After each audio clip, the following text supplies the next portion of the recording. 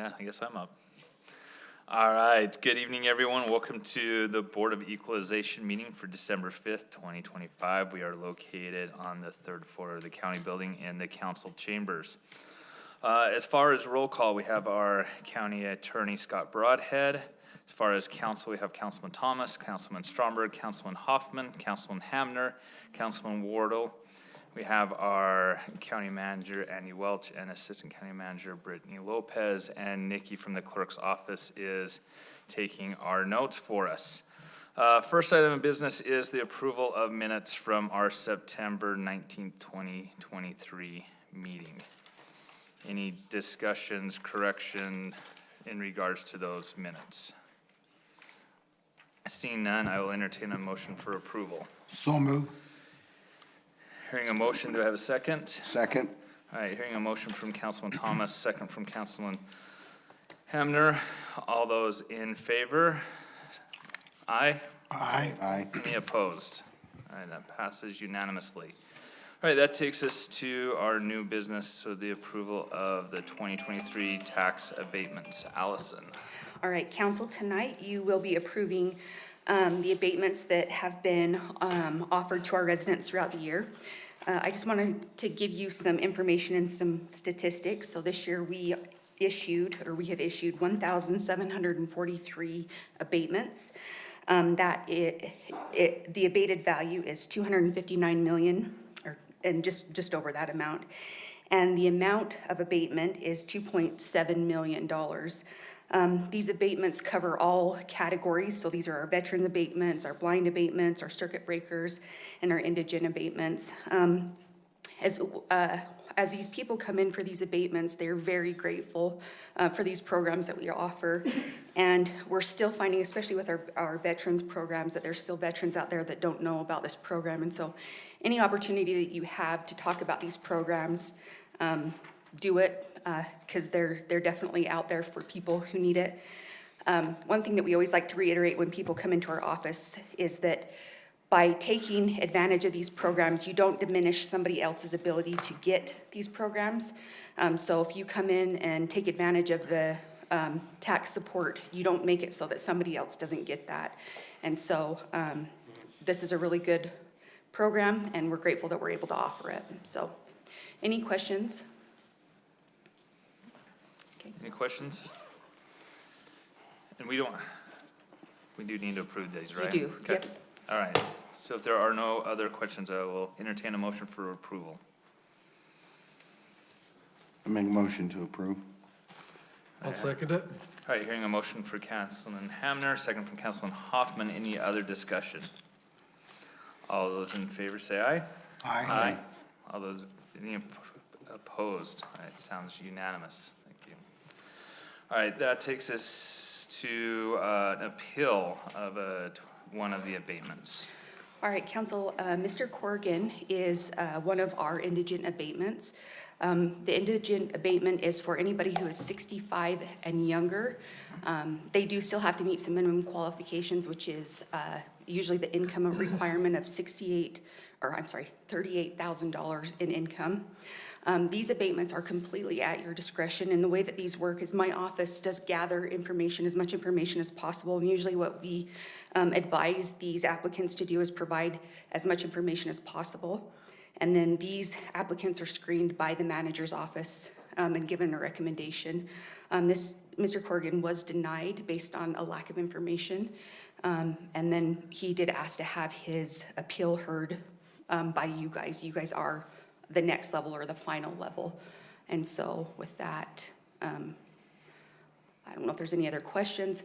I would defer the questions to the manager's office. We just kind of act as the intermediary in this situation. So anyway. I don't know if I can specifically think of that case, but is there additional information that he provided? Go ahead. Good evening, council. He did provide a small amount of information. I actually sent it to you. One was a letter from Social Security that was a bit confusing. I didn't actually understand what the letter was saying. It says he was granted benefits and then denied benefits all in the same time. And one of the things that typically people provide with, on his application, he checked that it was for a hardship. Typically, people will fill out the hardship form, and after been given to him 2 times, he didn't fill out the hardship form. And another thing that people will typically provide is a tax return to have proof of income, and that wasn't provided either. The one thing he did provide was a pay stub from where he was working at the time. He did list that he has a spouse on his application, and so that's why the tax return would have been beneficial to understand what the total household income was. So if I can just walk through this, I'm looking at his application. The final item on the application is, are you experiencing an extreme hardship? He marked yes, but does not include anything to show what that hardship is. In looking at his Social Security statement, it is very clear that there's more to this letter than we received. Correct. We have one page that just shows one item, but it doesn't give us a detail of anything else. In fact, on entitled benefits, it says there's entitled benefits, but that's not included and given to us. Correct. So what we're left with then, if I'm to understand this correctly, is that he's said that there's an extreme hardship, but we can't prove the extreme hardship because we don't have the evidence of the hardship. Correct. Okay, just making sure.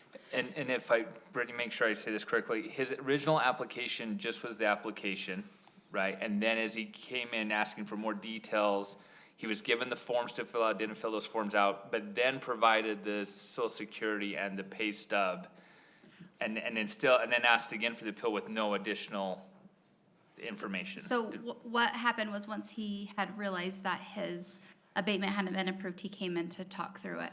And that's when he provided those 2 other documents, the pay stub and the Social Security letter.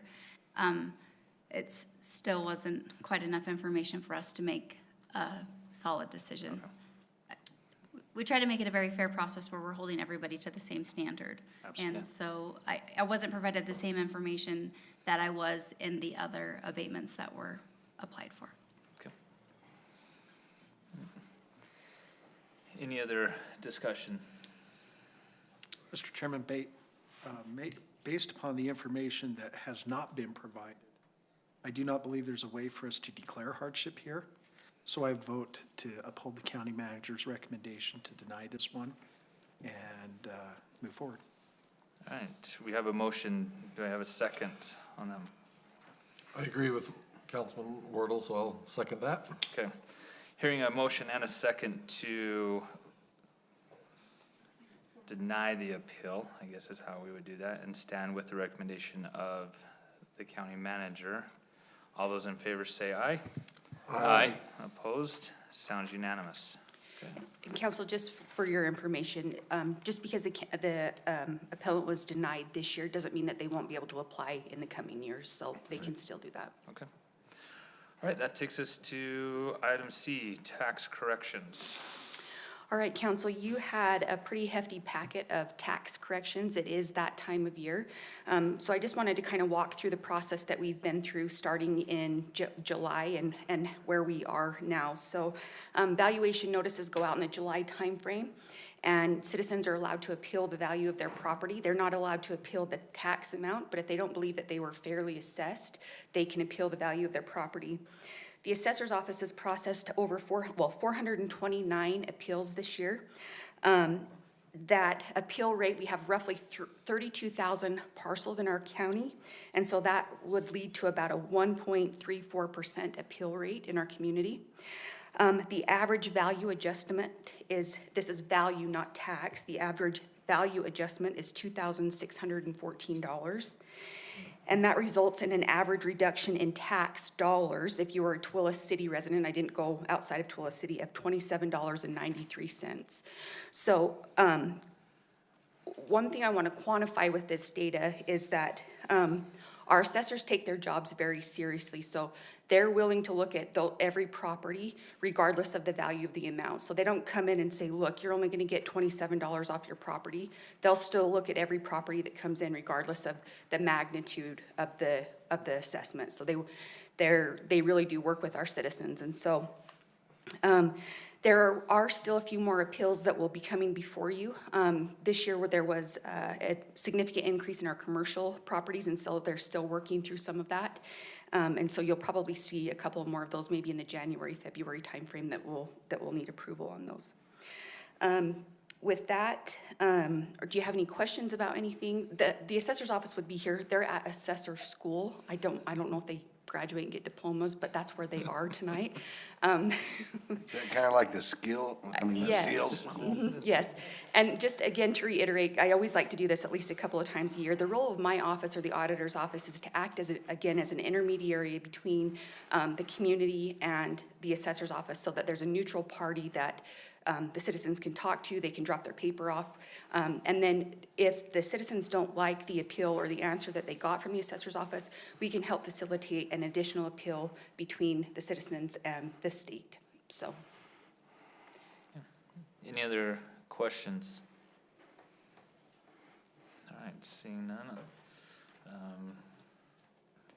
Guess I would entertain a motion to, I guess, accept the tax corrections as presented. So moved. Have a motion? Second. A second. Hearing a motion from Councilman Thomas, second from Councilman Hoffman. Any further discussion? All those in favor say aye. Aye. Opposed, if any? Sounds unanimous. Thanks, Allison. Thank you. All right, and I will entertain a motion to adjourn. So moved. Hearing a motion, all those in favor? Aye. All right, we are adjourned.